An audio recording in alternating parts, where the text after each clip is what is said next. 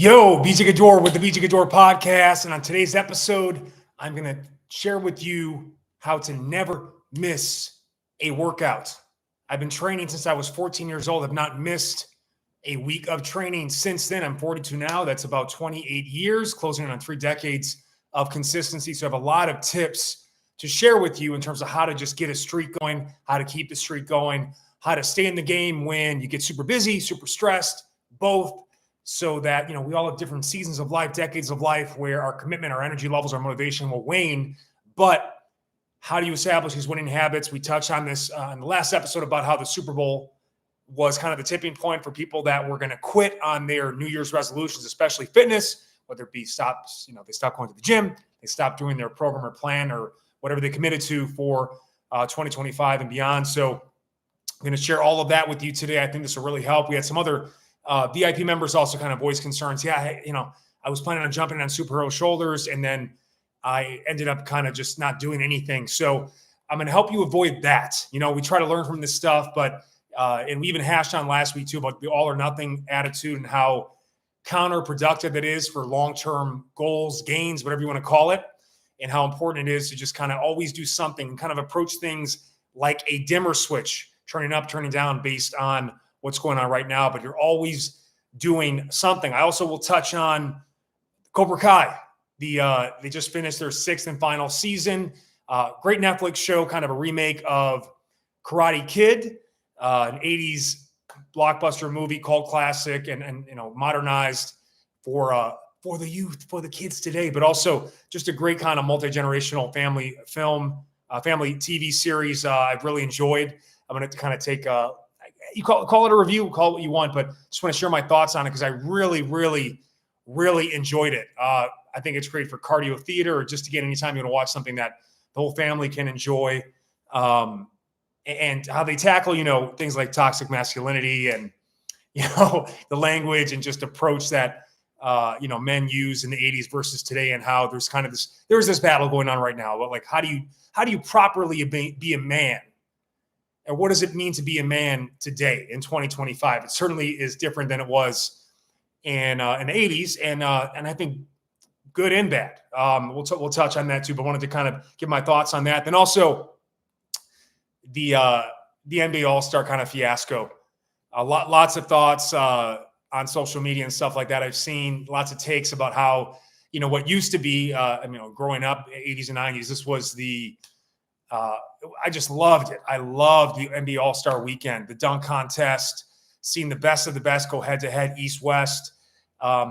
It's a lot different than it was today than it was then. And I'm just going to give my thoughts on like how they can improve it, what they can, what can they do to fix this? Because Kevin Hart is not the answer. I think that's what we found out from this past weekend.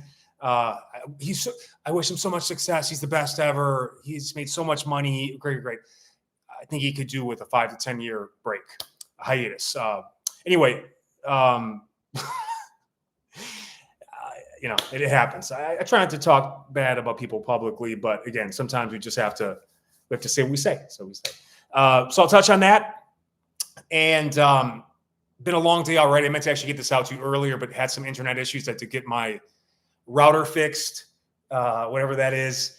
But I also want to hear your thoughts. If you're an NBA All-Star fan, you just drop it in the comments. Like, what did you like? Do you like the format in 2025? What would you like to do differently? What do you think would help it? I'd love to hear your thoughts. Jordan Robertson, VIP member, says, I enjoyed the All-Star Weekend for what it's worth. Cobra Kai, best series I've seen in a while. It is. I can't wait to jump. I was going to start with those, but I'll just start with the workout piece, and I'll get to Cobra Kai and NBA All-Star Weekend here at the end of the episode. But let me first kind of, before we jump in, just want to congratulate our VIP members on finishing off an incredible 6-week program, Superhero Shoulders, a full-body shoulders program, 6-week trainer here ad-free for VIP members. Click the join button to learn more, access that plan and all of my plans, past and present and future, ad-free. No commercials, organizing playlist plans. You get first reply, priority reply to comments. You get members only live streams, and you're getting my latest and greatest stuff, plus also getting archive stuff. I added a ton of stuff the last couple of weeks. I'll continue to do so. I'll touch on that as well. We're closing that out. There's a 2-week active recovery break, And then we're moving into a new plan starting on March 3rd, 3/3/25, El Fuego. Full body, fat burning Inferno. Another 6-week plan, get you kind of shredded up for spring, summer. Great follow-up plan to, the more muscle building focus of superhero shoulders. Again, it was a full body plan, but we went heavy on the upper body, specifically the shoulders. Though there was a lot of box squat mobility work, and there was some boxing on the off days and other stuff like that. I really enjoyed the plan. Our VIPs were super engaged. Really enjoyed our mix of old and new content. I brought, Monday was basically mixing in some old content that fit the plan. And then Wednesday was a follow-along workout that was new, but, it was incorporating B-roll and instructional voiceover. And then Fridays is kind of the new thing that I've added back in, which is, as they call it, the BJ Gaddour experience. It's my workout live, raw, uncut. We go through it together. Those 6 live workouts I did were they got progressively more intense. They got a little bit longer. And again, that's one thing to point out today is, for example, I shot a bonus workout to thank my VIPs for just an incredible effort. And it's called Ultimate Upper. And there are 15 total rounds. We're going 2 minutes on, 1 minute off with these variety of dumbbell complexes using a pair of 10 to 25 pound bells. Insane pump. 5 rounds is 15 minutes. That's it. That's all you got that day. You stop there. You want to go to 10 rounds?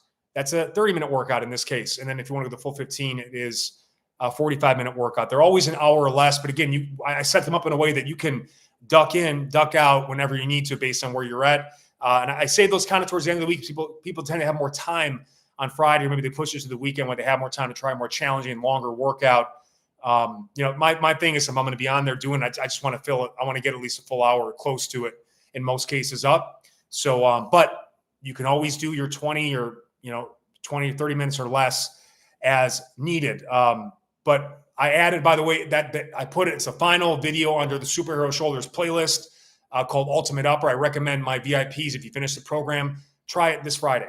Maybe it's your Friday workout for the next 2 weeks. And again, I'm going to be adding a separate playlist that'll just be what I think I'll call live workouts of just to catalog all the live stuff, not just 2025 and ongoing, but also when we did these lives during the pandemic. I'll add those back in, take the ads off of them, and kind of remix them for you guys as well. So I'm excited about that. El Fuego is going to be great. It's that's kind of the stuff that I was originally known for, is the speed shred or meta shred kind of metabolic conditioning, rapid fat loss workouts, minimal equipment. They will typically be 20 to 30 minutes or less, or I'll give you the option of you can do 2 20-minute workouts or pick one or the other based on how much time you have. So again, what I'm trying to do is give people old and new, the kind of live cut, high energy, often profane, ridiculous, because I'm doing it with you, kind of empty the tank, live workouts plus kind of the typical produced B-roll looped, timed, automated voiceover follow-along format, so that, you get a good mix of all of it. And again, meeting where you're at in terms of minimal equipment, always be 20 to 30 minutes or less based on how much time you have. But I'll add more or show you how to do that as well. So just wanted to remind you guys on that. And then finally, our show sponsors. You want to get the supplements that I use, protein, creatine, zinc, vitamin D, all that good stuff. The coffee I like as well. Check out the link in the description of the video. All the gear you see me wear in my videos, particularly the shorts, the joggers, we call them the sprinters, tank tops, hoodies, sleeves sold separately.com. Also link in show notes. We had one, Jordan, I'll save your comment there for the end when we talk about the All-Star Game piece. I'm looking forward to getting there. So how to never miss a workout. Again, I alluded to at the beginning of the episode here. My first workout was, I was in 8th grade. My coach and weightlifting coach, football coach, mentor, and he yo, BJ, when you coming to the weight room? It's very small, but built like a tank Italian guy. Don 40, shout out to University School Milwaukee. Had powerlifting records in Wisconsin. A very smaller guy, but super strong. And taught me how to bench, squat, deadlift, hang clean. I was sore for a week. Felt muscles I've never experienced felt before in my life, and essentially got me hooked. And I've been doing it since. I have not, again, we'll talk about too the mindset of what does it mean to miss a workout, or like every week since then I've done something. And that's the biggest thing. I have never stopped. I've never had a prolonged layoffs, and that's including like, obviously when you're in school, exams or those types of things, or athletic competitions, injuries, professional life, adult life. That includes all the business and work stuff. Like I've never missed. Like every week I've done something. And it's actually, I've even gotten better at it as I've gotten older, because I did have more of an all or nothing approach when I was younger. But now it's more about dripping, like establishing a movement baseline with just daily movement throughout my workday, and then having, if I have a plan in place and I have the time to do it, great. If not, I also got these plan Bs, and I've got other kind of things I can just kind of flow to as needed to stay in motion. And this is what a lot of people just don't have. They don't have this ability. They can, in perfect circumstances, go for that 4 week, that 28 day, whatever you want to call it, 28 day, 30 day, even up to like 9 weeks, 12 weeks, 3 months. That's kind of the end range for a lot of people, where they can like give that perfect all out effort and commitment before something might get in the way, or they lose the motivation, or the plan is done. They don't know what to do next because they're not internalizing. What's really important with this is the daily movement. It's the singles and the jabs and the getting on base we talked about in the last episode with Moneyball, how important that is.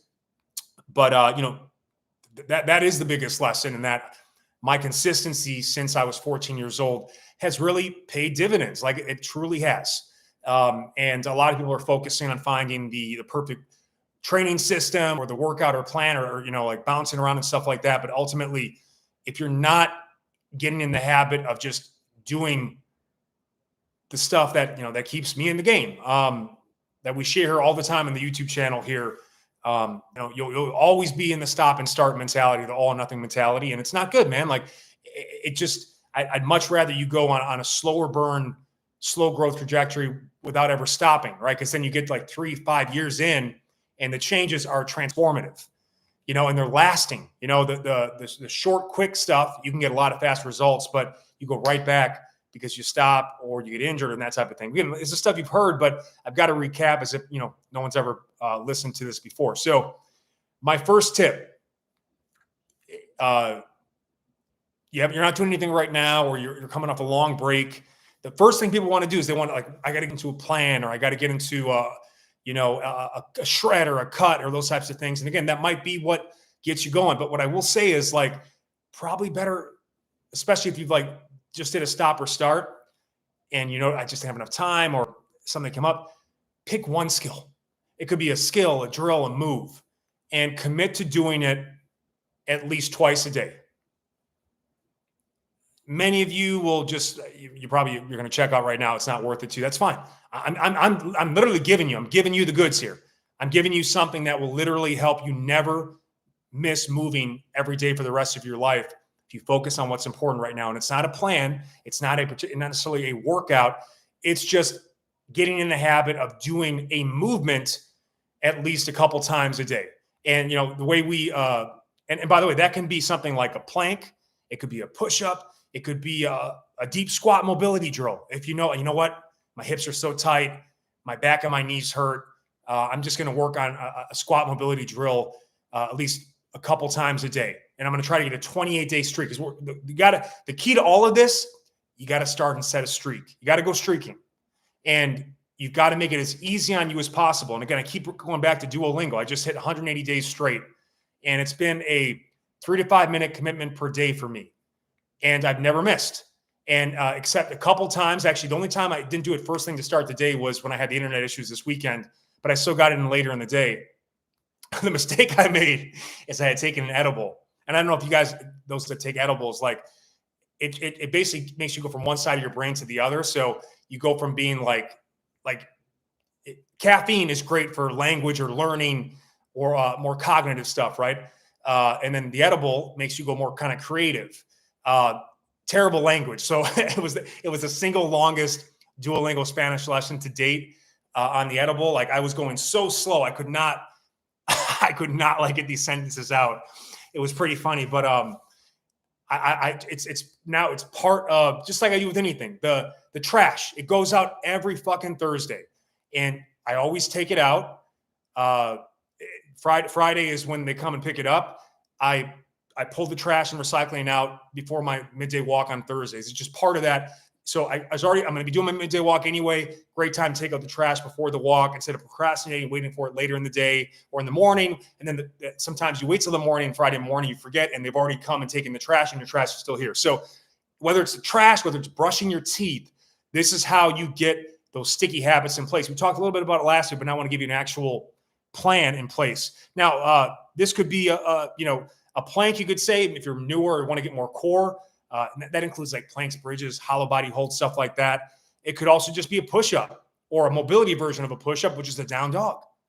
It could be, like we did in the 28-day. By the way, just join, become a VIP member. I've got a 28-day daily hangs challenge that you can just like this. It's a full body. Like you think hang, just my grip or just my upper body. No, it's a full body. We do a lot of self-assisted hangs and deep squats or split squats or single leg squats. That get you the squat mobility built into the upper body mobility. People that did that, by the way, that's how I kicked off my YouTube VIP.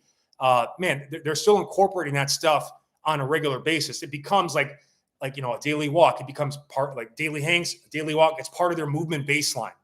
Some people, they go and they just do the elliptical for an hour. That's fine, but that's not necessarily really skill based, right? I mean, once you know how, like within a minute or two, you figure out the elliptical, and it's the same experience. Whether you can go harder, faster, longer, more intensity, all that. That's it. That's all you got. Like there's no variation, progression on top of that for the most part. And it's certainly not giving you what you need.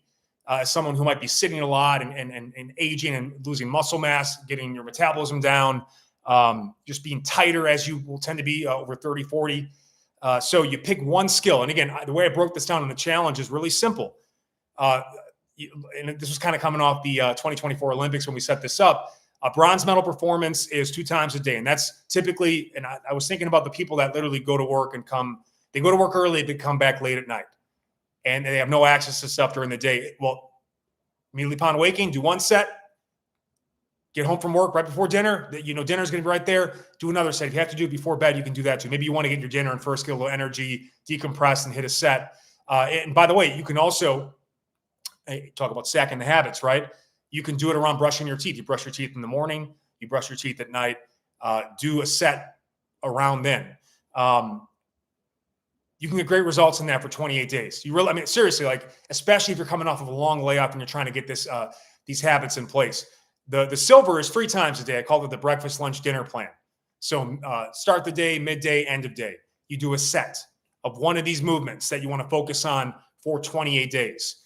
The gold performance was at least 5 sets, and typically it was the 5 to 10 kind of EHO that I've created, popularized every hour on the air. You do at least a minute of something, typically mobility and/or strength focused, and you drip that throughout your workday. Like today, by the way, I've been doing a lot. I'm getting El Fuego ready, and I'm kind of cutting up and organizing the older content, planning the newer stuff that'll be filming. But the older stuff is done, so I've been chopping it up, editing it, uploading it, transferring it, and then during those blocks, I've been doing stretches.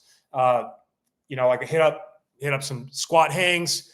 This is my massage table and work desk. I did my elevated hamstring, pigeon, hip flexor stretches during transfers or uploads. I did a business call earlier today, and then I'm sitting on my big 50-pound Atlas ball, or it's stability ball size, but it weighs 50 pounds, and it's a Dynamex type ball.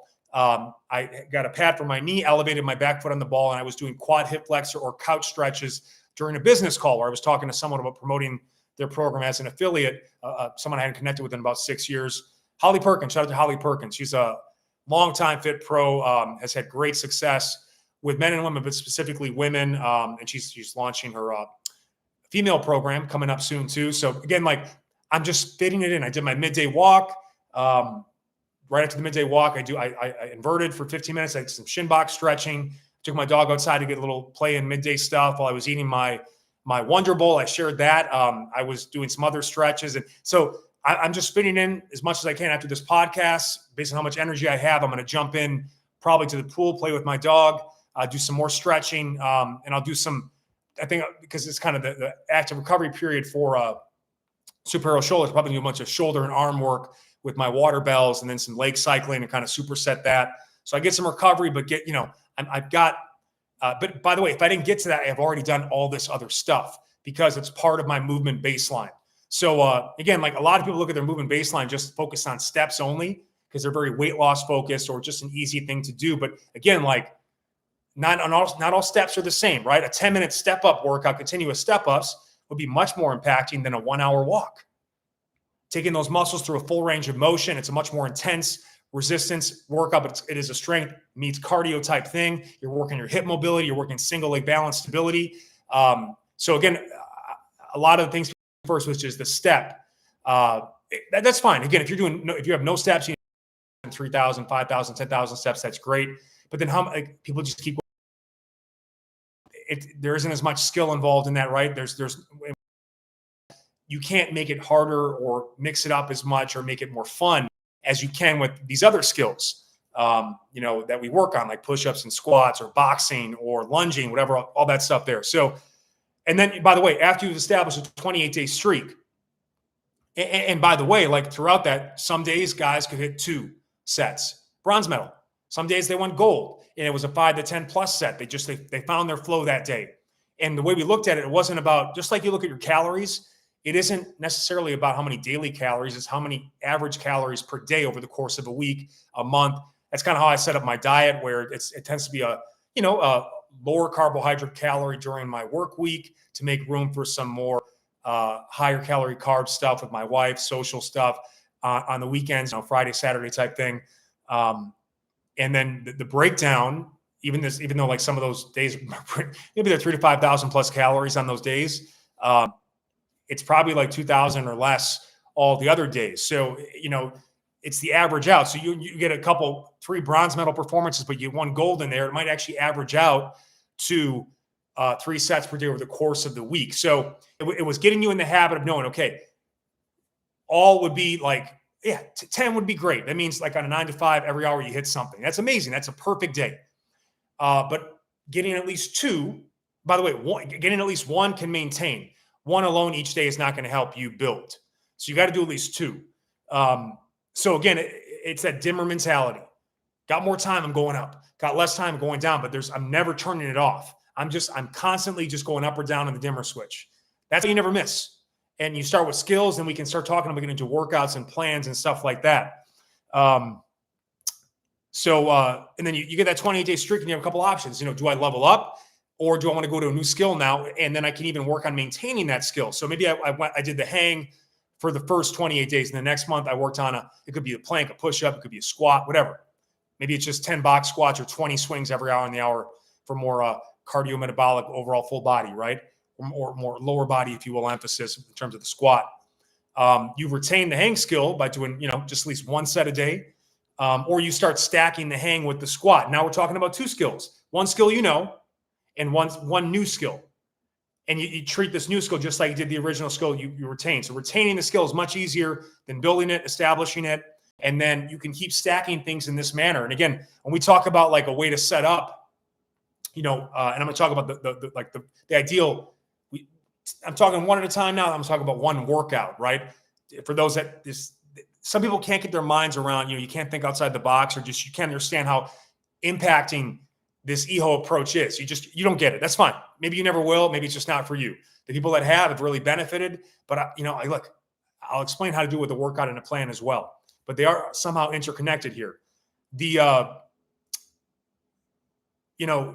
got the ability to, and just like with language, right? So you start learning, you start learning words like in greeting, then you go to like school, and then you go to different settings, but then they come back and they remind you of these other ones. So you just kind of keep working things in your rotation. You keep building and snowballing, all that good stuff. But, the EHO 5 to 10 is really what you want to kind of build up to. It's a 5 to 10 minute commitment daily, all in, but you spread it out and pepper it throughout the day. And just that alone will keep you in the game, because the thing you can't afford to lose. Yeah, you might lose a little strength and power and conditioning if you can't get in as many regular workouts, if you will. But losing mobility is it's the worst thing ever, right? Because you get stiff, you get deconditioned, you start to hurt. So now you have to overcome all of that. You know what I'm saying? Like now your workouts are other people's warm-ups. That's not a place you want to be long-term. Now, that might be where you start, but the whole point of being, getting through that beginner period, that learning curve, is so you don't have to go through that period again ever, because you always at least maintain your mobility or your movement baseline. So again, I can't stress enough the importance of that. You might not think you'll ever get the muscle or the cut off of this approach, but the thing is, all that added activity just becomes part of my daily routine, especially in times when my diet's locked in, when I'm actually doing a workout or a plan. Now my body's next level. You know what I'm saying? Like that. So it becomes an X factor when you end up putting all the things together, and you can still make great progress with doing just the EHO skill an hour, move an hour, drill an hour approach. So that was the first piece. Establish a streak, make it really easy, and it's got to be a 3 to 5 minute commitment per day or less early on, and then from there we can level up, we can add, we can do more, all that stuff. But we always know, okay, busy day. Even on a day I go travel, before I hit the road on a 3+ hour drive, I'll do sets of hangs. Oftentimes on the beach, when I'd be driving to the beach in Malibu this summer, as often as I can to get some beach time, there was a staircase. I could hang off the staircase during my beach walk. And I could go between a bridge hang or true vertical hang based on the height of the step. So it just becomes a lifestyle, man. And you can lock it in, and you never panic, because even though you may not be doing, be at your peak or running on full tilt, you always know, okay, I'm never going to miss. Never going to miss. And that way I can just pick back up again at a higher intensity, more overall exercise volume, etc., without really getting too sore or risking injury or having to rehabilitate or recondition because I've gotten so stiff and tight and weak. And by the way, from a strength standpoint, it actually works best to drip it like that. I mean, that is what, that's what gymnasts do. They spread it out the course of their day. It's not like a blast to try to get as tired as possible, that you can't really work skills that way anyway. And that's not how you build strength. That's how you do more stamina, endurance, conditioning. So now coming to the workout side, skill versus workout. Workout is what people typically know, right, and do. And by the way, unless you were an athlete, the concept of working out is still relatively new. Like we're talking 70s, 80s. Outside of bodybuilding, it wasn't even really a thing until aerobics in the 80s, frankly. So it's still relatively new, because people actually were doing shit throughout the day. They played a sport. They played with their kids. There was a lot more outdoor activities. There was jogging, as they call it. Various things. And maybe you had more of a physical job. We don't have that anymore for most people. So, like I said, pick one skill for the EHO or dripped approach. Pick a single workout. One thing we did for a period of time, I think it was in 2020, 2021, around the pandemic, I would teach you one new workout a week. You'd start with a shorter version of it on Monday, a 20-minute version of it and by the way, this is in my Origins, Shred, and Gains plans. And I'm uploading those right now. People have purchased those, but those would be ad-free as a VIP member. Just click join to access all my plans, including these. They'll be uploaded. So there was a 20-minute express version, and there was the full 1 hour version of the workout. So you did 20-minute express on Monday. You tried to do the full versions on Wednesday and Friday. But again, if you couldn't do the full version any one of those days, you could always do the 20. All right. So, that, and then you only had one workout to learn each, because part of the issue too is learning the workouts. If you're not used to this stuff, that you get it's a 20-minute video. Yeah, but I got to watch it. I got to learn. I got to get my equipment lined up. People don't factor that in. You might as well just call it an hour. Right. But learning it and kind of do the short version first, or the one you can always fall back on, you get an idea of generally what's involved, and then you add another thing, but you've already internalized that. And then the next week I would give you either a progression on that workout or a new workout, versus a new workout every day, which can be a lot of fun. But honestly, what ends up happening, people can attest to this. If you got shit to do, you don't want to be constantly learning new workouts. Too much time involved. You just need to get right to it. And that's also with it too. People, to that point, people make the mistake of not saving, whenever you do a workout that really resonates, whether it be the length of time, the equipment used, or just how your body felt, you got to save it. save it. It becomes a back pocket workout. You know this workout. You've done this workout. You're familiar with this workout. You can always fall back on that workout. So the back pocket workout is, or a plan B workout. You plan on doing a grueling 1 hour session today, but you know what? You're too sore. You don't have enough focus. So I'm going to go to the 20-minute workout that might be similar, or that is something that I know no matter how shitty I feel, this actually is maybe an intensity by the way, more mobility, or if you're a bro, it might be more upper body, because getting ready for legs is always tough. And also keep in mind injury stuff, like because of the bone spurs in my knees, particularly my left knee right now, like any sort of split stance is really tough for me right now with that left knee and the back leg. So if I don't have the ability to put enough focus into my legs, I only do leg stuff that like I can self-assist, or that like it's been a lot of the box squatting, because I haven't had really any issues there.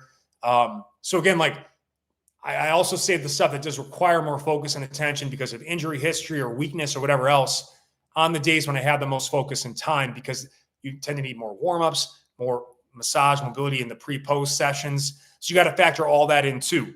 But you're trying to get back on track, pick a single workout and do it 2 to 3 times a week, and make a 10-minute session. No more than 20. Because the thing is, once you get into a 10-minute, a lot of the routines I make, if they're 20 minutes, it's like 10 minutes times 2.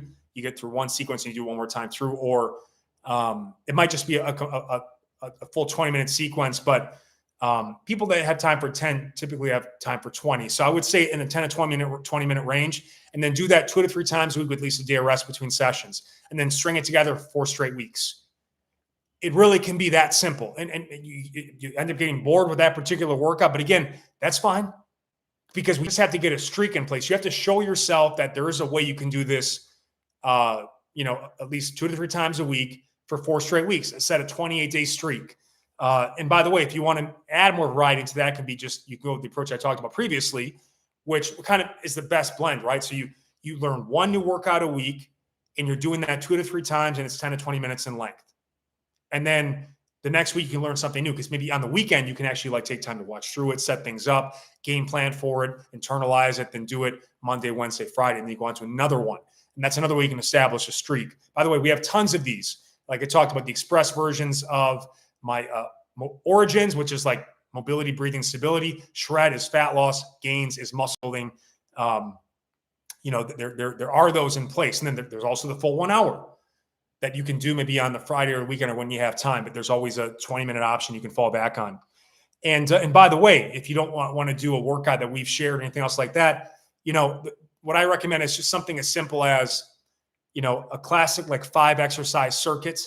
You can do where it's, a mobility movement first, kind of the built-in warm-up exercise, do a core, a lower body, and upper body, and maybe a cardio, full body, or kind of a fast-paced movement. 50 seconds on, 10 seconds off. That's 5 minutes.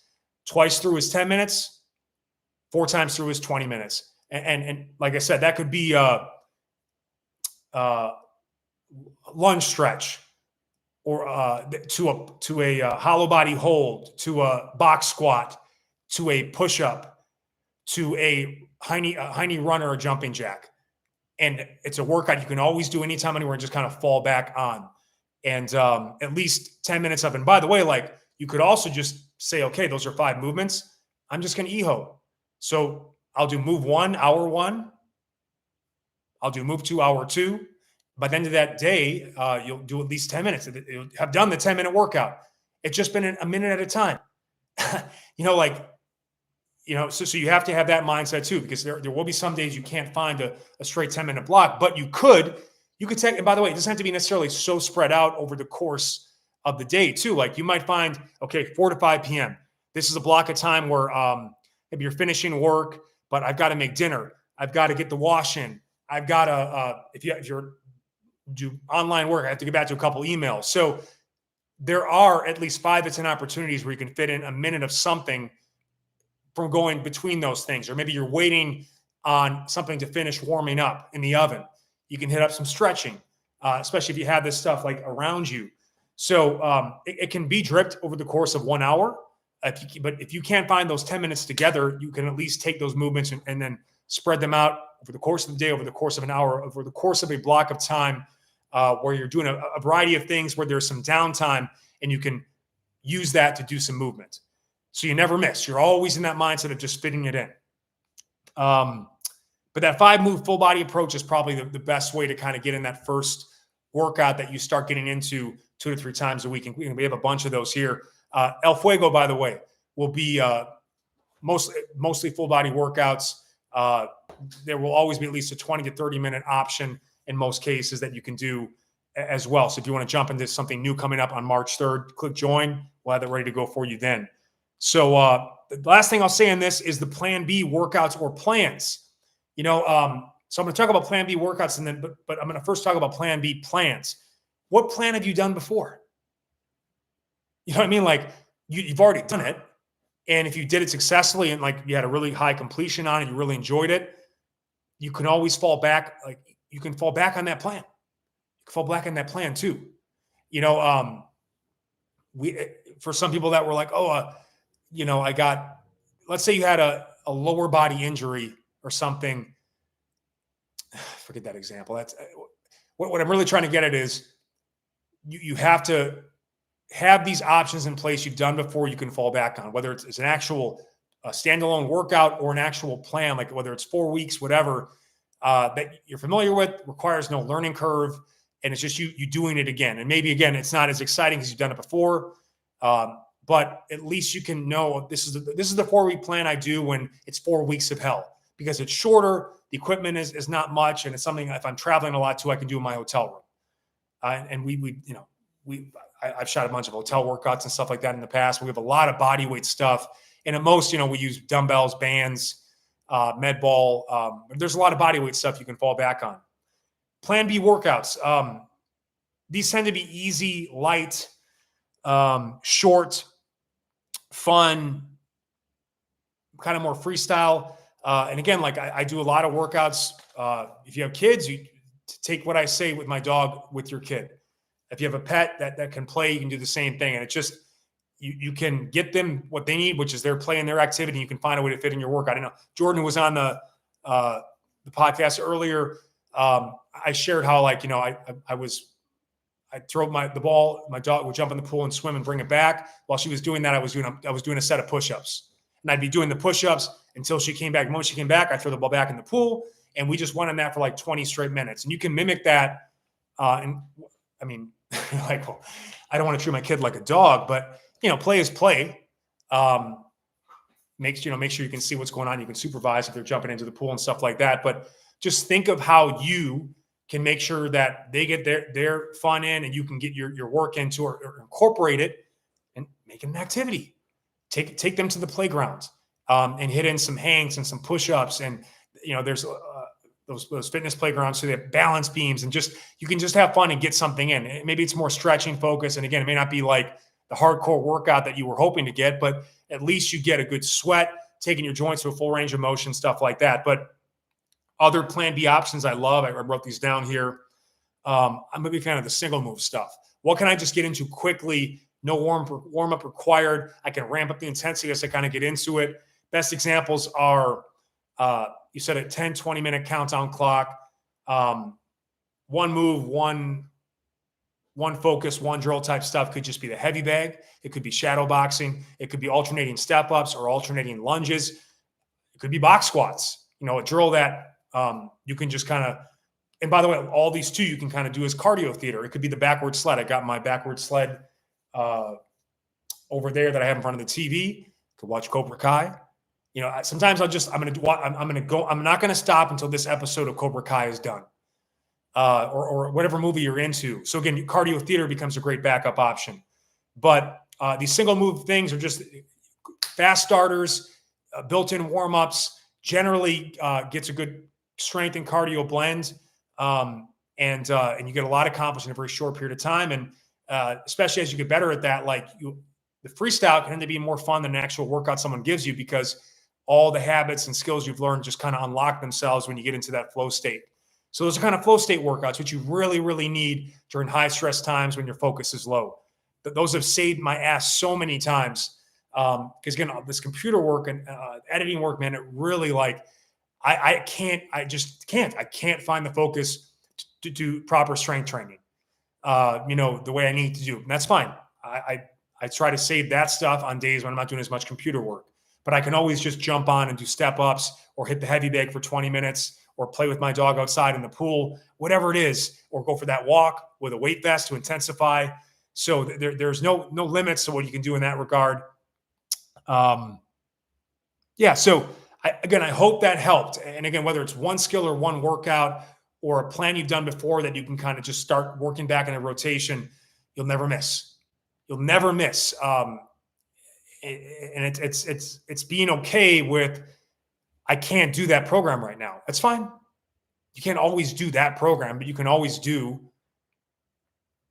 drip mobility throughout the day, or that power hour where you're doing dishes and I'm going to hit a lunge stretch, or I'm going to hit a hang, or, especially on your morning routines, that's people, even if you're working in a corporate setting, you get that lunch break. Instead of wasting your time going out and buying food and socializing, bring your midday shake or make a shake at work. You could do, you'll have 10, 20 minutes extra. You'll save money, and then you can do some stretching. A lot of these places have a gym on site. So again, it does come down to like what's important to you. And if it isn't important to you to move your body, break a sweat, and get loose at the very least, then none of this matters anyway. Because, people that do say, I don't have enough time, it's typically not, I don't have enough time. It really isn't. But it can often be, especially as you get older, I don't have enough energy. I just don't. So you do the easy stuff, the lower energy stuff that actually energizes you, doesn't wipe you out. Stretching, light strength, mobility work, it actually makes you feel better, energizes you. And again, another option too, because people are out there watching 2 hours of TV a night, watching a game. A lot of stretching, massage work I do sometimes during the Lakers game. So one thing you say is, if I'm going to watch a sporting contest or a movie, I'm going to commit to at least half of it. Especially, again, like watch a movie. Okay. Like I'll do my Normatex and stuff like that, or leg elevation or whatever. But I'm not always doing stretching while I watch a movie. But if I haven't done much up until that point, half of the movie, half the game, I'm going to be doing stretching or stuff I can do in front of the TV, still enjoying my game, but getting the stuff I need that I wasn't able to get in throughout the day. So that's another backup option in terms of how I can fit it in. So, man, I've given you so much information here in terms of how to never miss. The biggest thing is the mindset of it is, you can't be all or nothing with it, but you're always doing something. You're always getting on base, doing the low-hanging fruit, the easy stuff that is always accessible, that always makes you feel good, that doesn't require a lot of focus, energy, or time. So let me move on to Cobra Kai. So it's on Netflix. I just finished the 6th and final season. And obviously, if you haven't seen Karate Kid, I think the show is good enough and it stands on its own enough where you don't have to necessarily see Karate Kid 1 or 2 to watch this new series. But I would watch Karate Kid. Well, they're classics. They're classics. And you got your classic. It's like Rocky for karate in a lot of ways. The movies, but it also, like, this was a type of movie that was just the perfect show. Shorter 30-ish minute episodes for the most part. Classic sitcom style, and just like classic characters. And you got the Mickey is Mr. Miyagi, the wax on, wax off approach. By the way, I've done this to our people that have done my programs before. Where, like, and my buddy Jeremy Scott texted me the other day. I licensed him my Express program. Actually, no, my full, like, Grill the Corn Gains thing from 23, so we can have it on his app. And someone was doing the Total Body Trainer, or which incorporated the Gain style workouts, and one of the tracks is like you end up building the mobility and strength to do a pistol squat, even though you haven't done any pistols until like the final month of that plan. And he posted in their Facebook community group, whoa, like, I did my first pistol today. All this time, this plan was prepping me to be able to do this. It's a wax on, wax off. Like, you're doing something, like, what is this? Like, what is this setting me up for? It's building the muscle memory and the skill required to do something great, fun, sexy later. But the basics, you got to fall in love with the basics. You can't skip the basics, because not only you won't get injured, you'll never have that foundation to do stuff like a pistol. And all of a sudden, this guy in the 12th week of the plan, he's doing a pistol. Awesome. That's the wax on, wax off approach, which in the original Karate Kid, Daniel-san he gets beat up, he gets bullied, and Mr. Miyagi is a world-renowned karate expert who's now just running a bonsai shop, and he's going to help this kid learn how to defend himself through karate. And it's a style of karate, Miyagi-Do, which is more defense-based. But he's thinking, okay, I'm going to learn how to kick and punch and block punch. No, he starts by just doing wax on, wax off, cleaning cars. He finally has a breaking point when he's just sick of doing this, and he realizes that this was the wax on, wax off was basically building, like it's a little cheesy and corny, but it's fun. This was setting up his defense, learning how to block the punches from the guys bullying him at school. And now it literally is muscle memory. It's locked in. So it's something else to get you ready for the next thing.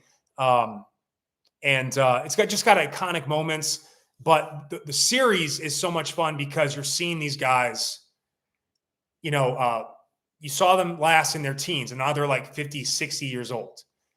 But like all of us at 40, 50, 60, we're just older, 20.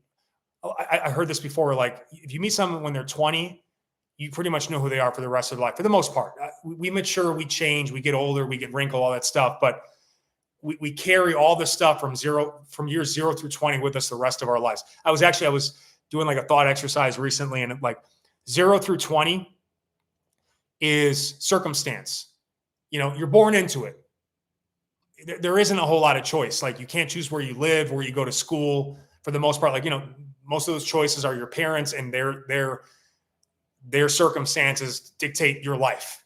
So some of us are luckier than others in that regard. But then 20 to 40 is the first time like we have choice. 40 to 60, I'm only 2 years into the 40 to 60 block. Now there's consequence to the choices. You had 20 years of choice, and you get the good, bad, and ugly from those choices in the form of the consequences you deal with from 40 to 60. And then what I'm hopeful with 60 is contentment, because now you hope you've really figured it out. If you don't figure it out by 60, yikes. And then 80 is let's just become dust. It's the dust phase, the transcending phase. But it's interesting to think of things that way. And you just see the whole breakdown of how these guys. So now they're adults, but the whole show is based. It's just so funny. It's so self-aware. It's all these 50 to 60-year-old men who are just obsessed with high school karate. Like, it's almost like an Amber Alert waiting to happen in some ways. But I don't know. My wife and I really enjoyed it. They definitely picked a good time to end, but it really peaked. Like, this show ended on an incredible note. The writing was sensational. Incredible writing, the character arcs in terms of like the redemption stories for some of these guys like Johnny or Kreese, who's the evil Cobra Kai sensei, and also just the clashing styles of like Miyagi-Do, this is about peace, and it's more of a mentality and a mindset. And it's like the goal is you learn this stuff so you never have to fight. Whereas Cobra Kai was about like strike first, be the toughest motherfucker in the room, and how like, again, the pros and cons of both sides. You can't just be so passive.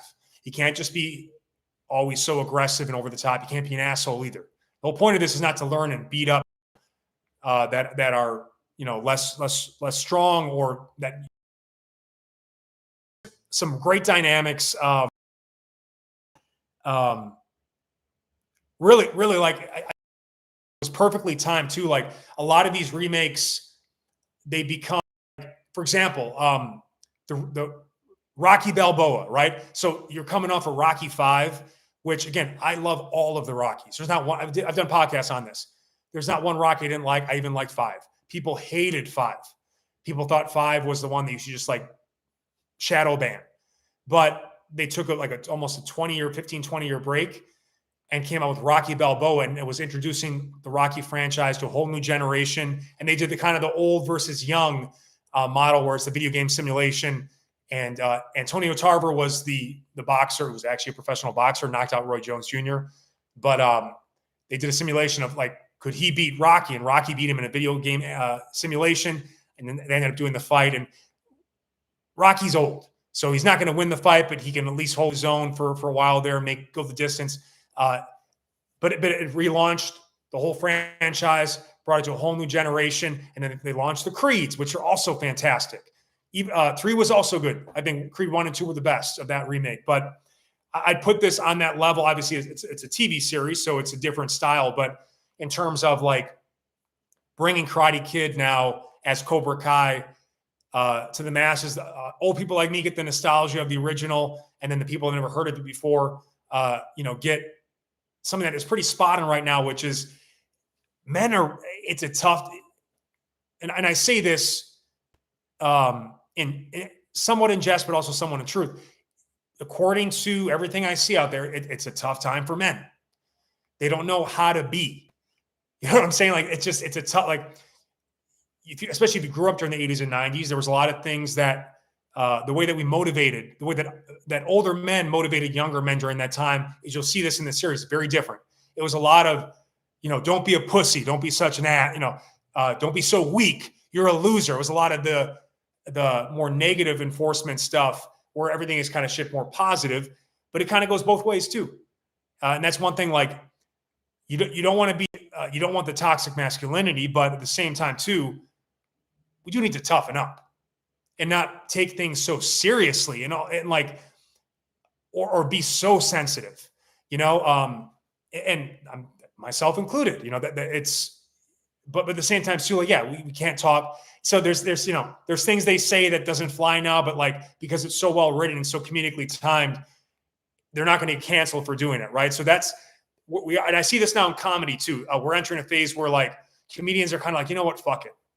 I'm sick and tired of just reading about pissing people off or insulting when really, like, because it's about intent. Like, it really is what you say, the intent behind what you say, the way you say it matters. There are some things you just can't say. You guys know, you know what you can't say for whatever reason. But the intent behind what's being said also has to be taken into account. And comedy is different than just the way you talk at work. The whole goal of comedy is to find the line and just be so close. You want to take it as close as you can to the point where, like, you can never come back from saying this. But if it's done creatively and it's done with the right intent, it's hilarious. When you miss, they'll cancel you and they'll wipe you off the face of the fucking earth. So what I liked about this series was how self-aware they were in terms of like how much these guys were like tools and douchebags at times. But again, they're aware of it. How seriously they were taking these competitions. Like some of the fights in the high school, like, people are breaking their backs. People are, spoiler alert, someone dies via a knife in a karate tournament. But this is actually a comedy series. Again, I think you have a lot of fun watching it. And I just think it's spot on in terms of like the conversation about like, physicality today, but also like boyhood and manhood today, and the dynamics between a male mentor to a younger, I guess, a boy mentor.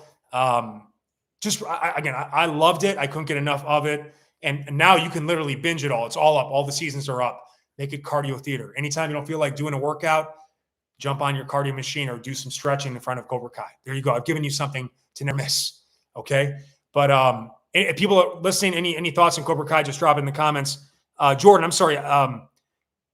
Jordan. So yeah, like Jordan said, the last 5 episodes almost had me in tears. I was looking at Silver and Johnny in that car scene thinking, why are they both at home taking a nap? I didn't know these dudes had the acting chops.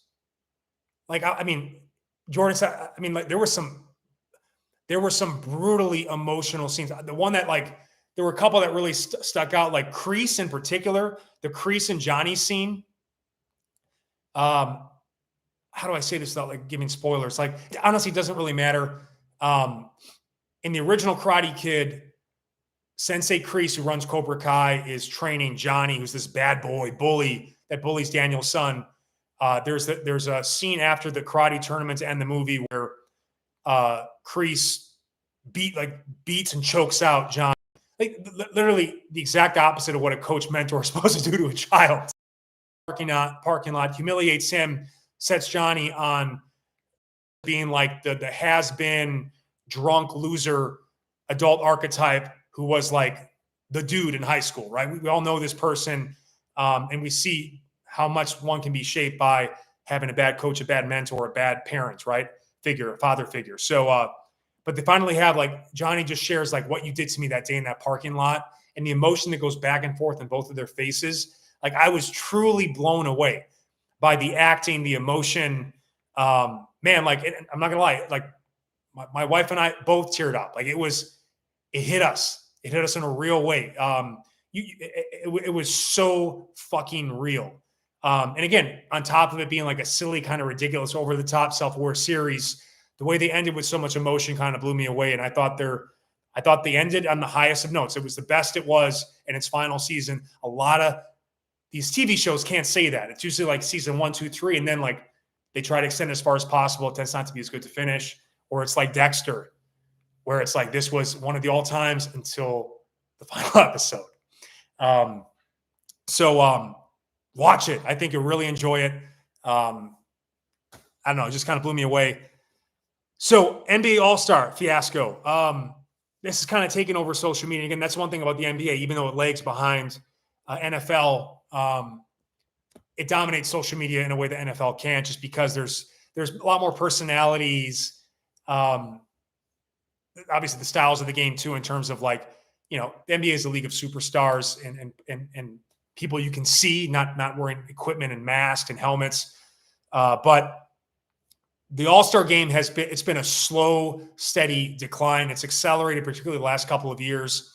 It used to be just like unreal. We're talking about like, I'm thinking like the dunk contest between Jordan and Dominique Wilkins. Like, we'll never see anything like that again. Because these are like two of the best dunkers of all time, completely different styles. Like Jordan is the artist in the air. There's always an angle. There's always these beautiful lines. It's just aesthetic. Where Dominique Wilkins was the guy that could jump up and exchange coins on the top of the backboard. It was a lot of like power and fast, explosive finishes. Both had incredible verticality. And then even coming into like, and then you think of like the All-Star games, like the iconic Magic Johnson game where he has HIV, comes back and like becomes the All-Star game MVP. You think about the Jordan Kobe duel. You think about the Vince Carter, when Vince Carter just like had maybe the best dunk contest performance of all time. But since it's been a slow and steady decline, and a lot of us, we enter kind of the player empowerment era where guys are now more and it's good. Like they're focused on recovery more, load management. There's so much money involved, and they've got to have more loyalty towards their team than they have to do necessarily towards the NBA. Like this is coming on like they played like 50 plus games. Guys, almost everybody's hurt, by the way. Like almost everybody has something that's like leg, and it could be tendonitis, it could be bursitis, it could be a muscle strain, it could just be something. It could be plantar fasciitis, like where they could really use the week off. So it's terribly timed, and also these guys just don't want to do it anymore. It's too there's for them in their mind there's more risk than reward to doing this. And if you don't get the players to buy in, it's never going to be a good product. This year was particularly bad in the sense that I actually did like the new format of like, okay, we'll break up the teams. We'll have themes of like older guys, younger guys, world, and then that type of thing. I think that in itself would have been fine. And I think it was more competitive. Like the year before, the score was like 225 to 190. It was awful. Like they were literally just throwing up shots. Zero defense played. It wasn't serious at all. Like what we want to see is the best basketball. Like we want to see the Olympics, the best basketball players in the world going head to head in a really competitive environment. But mid-season, it just doesn't make sense. It's never going to be good the way they have it set up now, in the sense that like guys are worrying about now getting ready for the playoff push, and they're getting a good seeding and taking rest. So A couple things I'm going to say. I think it should become more of an NBA showcase, which means you open it up to NBA. There can be NBA participants. Obviously, you select all-stars. They come and they can rest and they can watch and they can appreciate the game and they can.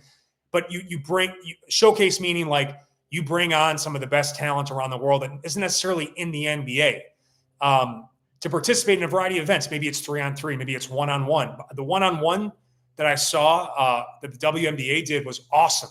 These guys will never do it because of the egos, unfortunately. But that would be so much more entertaining than what we saw in terms of like a 5-on-5 full court, 3-on-3 half court. There's a way to kind of load manage but still get these guys to compete and show their skills. But also, let the guys watch, rest, and let's highlight some other people that are really good at basketball. And the thing about basketball, you see it now with professional dunkers. Like, part of the problem is a pro dunker, all they do is dunk. So they don't have to worry about team basketball. So technically, our current NBA pros can't compete with the dunkers of today. The dunks you see online, social media, the stuff these guys are doing now, it's next level. So the dunk contest should probably just be open up. It should be opened up to actual dunking pros. Let the players be in the stands watching, giving the reactions of guys that like literally year round are training for this. But if an NBA guy wants to come in, let him come in and compete against pro dunkers. But to depend, because the last 3 years, it's been Mac McClung, who's great dunker, incredible. He's short, incredible verticality, incredible stuff that he can do with the hang time. He's kind of a more fringe NBA player. He's mostly, I think, in the G League. He's played they said he played 5 NBA games. But and then the other guys participating were not really, they're more either role players or bench players in the league. So the reality is you're not going to get guys like, old LeBron is not going to do the dunk contest. He's never done one. He's got a lot of shit for that. It would have been great to see LeBron do it. But you know what? He does. I love his in-game dunks, and that's fine too. This is a different era. And I think part of the problem is too, because of social media and the way people can be memed and trashed, there's a lot more fear and anxiety involved with having a bad performance that you can never walk away from. So that didn't exist in the heyday of the All-Star game. It's just a fact. It's just a fact that this is a whole new era. And social media makes it like people could literally lose money in careers with a bad All-Star performance in some regards, or it's just something they can't get away from. It kind of defines their career in some ways. So that I do get. But to the dunk contest specifically, what I don't like about it is I don't like there being cars that you have to jump over and then always having someone hold the ball for you. The best dunk contests I've seen, and again, the ones that come to mind are Jordan, Dominique Wilkins, Vince Carter. Those are the three immediately come to mind. Sean Kemp. Oh my God. It's just them and the ball. And they're they dribble and they dunk. No one else comes on the court. And to me, what they had to do with the dunk contest, they got to treat it like a gymnastics competition. There should be standards. For example, there's the one round. It's how far can you dunk away from the basket? That's standard, of the Jordan or Dr. J free throw line dunk. Or you take some of the classic dunks, one of my all-time favorite dunks, period, it's the Michael Jordan dunk where he kind of comes on the side and just it's he's in the air, but then he's angling on the side. Let's see who can do that dunk best in that competition. Can you do that particular MJ dunk? So you establish 3 to 5 of the all-time dunks, and maybe it changes year to year. And then you have a freestyle round. But all it has become now, it's 3 or 4 people come in the court. There's a car. There's a motorcycle. There's so many distractions and props to take away from the fact that being worried about we want to show them something they've never seen before. I'm fine with seeing a repeat dunk, especially if it can be done differently or with a slight tweak. But beyond opening up to actual pro dunkers, letting any NBA guy want to jump into the contest, great, but don't depend on these NBA guys. You can't depend on these NBA guys anymore to do this. It should be open to them if they want to compete with the public, and you can have tryouts for this to make sure that it's only the top of the top are in it for kind of a filtering or a, a quality control standard type thing. But I would love to see some standards instead of just like, and then like maybe there's one round where you can bring a car on, but like, I don't know, just to me that those don't hit. Those don't hit like just a dude in a ball and just like throwing it down in his own unique way, or like trying to replicate one of the all-time great dunks, whether it be an homage or just like who can get the most points on this dunk. The 10 is the way Michael Jordan did it, and the way you're trying to do that dunk, you're grading based on the Jordan dunk. And then on the big screen, you can actually see the dunk. So it's a way to kind of highlight old NBA stars.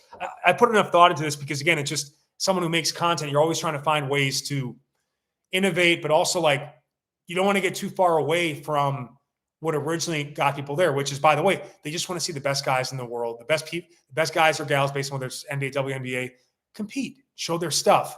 And I saw an image where it's like there was 33 minutes of basketball and like two plus hours of like talking. It was the TNT guys, the crew, and Kevin Hart just talking, breaking up the game, a flow. I mean, it was really. I watched a little bit of the beginning of it, and then I just started scheduling YouTube for the week. And I'd look up and try to catch some stuff, but like it was borderline unwatchable. It was better than last year, but again, part of the whole time, they're talking shit about the product. It's like, it's like me coming on, selling a workout program and talking about how bad my workouts are. It's not going to hit. Even if the workouts are great, like I'm talking shit about the workouts. So, it's not, I'm not saying you lie about the product, but like you can't talk shit or downgrade a live product and expect it to be well received. You're literally giving people the ammunition to like hate on it. Not that people need it. People always find a way to hate on something or talk shit. But I think minimizing the player props and distraction helped the dunk contest a lot. I think doing more of the men versus women like they did the year before, that broke down this year. They couldn't get Caitlin Clark to do it, and the Sabrina Ionescu couldn't do it again. Like that Steph versus Sabrina thing was the highlight of the year before. But I think that is also would be a lot more fun, is showcasing that. I think 1-on-1, 3-on-3 would be great. I also think horse. So there's something that, you're not going to get, unless we're talking, you could eliminate dunks from it so it's not too physical, but like just incredible shot making, horse style. That's something that I think NBA guys could do. They could get their rest. And now we're showcasing, like, because you see this in the pregame. It's almost like taking like the crazy Steph Curry, like pregame shots from the tunnel or from half or full courts.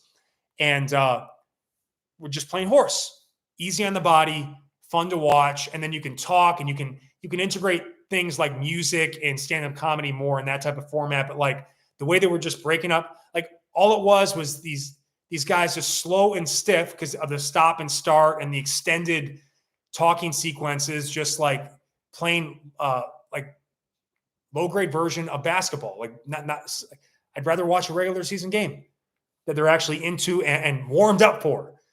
So, and also they're not, you can tell when someone's trying not to get hurt. It's actually more dangerous. Like when you're competing and trying not to get hurt, you can often open yourself up to even more injury, especially for something like football. That's why they got rid of they just, we're not going to play light football. We'll just do skill competitions. So anyway, if you have any ideas, stuff you liked, hated, or would like to see in the All-Star game, just drop it now. I'd love to hear your insight. But and I did like, a lot of people were shitting on the rising stars, like these guys didn't deserve to be here. But look, when people are young, they're less likely to be injured. They have all the energy. They actually want to be there and showcase. So I do think showcasing more of the younger guys was great, because they're going to need they need to get these young stars ready, because KD, Steph, LeBron, these guys are on their way out, and that gap could really hurt the league ongoing. Again, I'm a huge basketball fan. I put this to the end because if you don't like basketball, this will be of no interest to you whatsoever. But if you are a basketball fan, it has been tough to see, if you're my age or older, around my age, like the All-Star weekend used to be amazing. It has gone south. Objectively has gone south. How south is subjective, but it certainly has not been. I think this year was like this year was the worst in the sense that you had the people on here talking shit about it and how bad it is. All of the unnecessary, like, talking and performances, breaking up the game flow. And then again, like, we are at the point where, so now the best players in the world aren't doing the competitions or are sitting out the game and stuff like that. So now it should become more of a showcase of just basketball, the game itself. And then, incorporate more people from the public or more professionals in one thing like shooting or dunking. And if NBA guys want to go head to head, great. If not, let's just see a great performance, celebrate the All-Stars, but don't mandate participation, because if these guys don't want to do it, it's not going to be fun to watch, period. So anyway, finishing off again, links and show notes for my VIP programs. Click join to learn more, become a VIP member, $20 a month, cancel anytime. You can do Superhero Shoulders. You can jump into El Fuego in a couple weeks. You can do all my past plans, ad-free, new stuff coming every week for the most part now. The supplements I use, the clothes I wear, also link in show notes.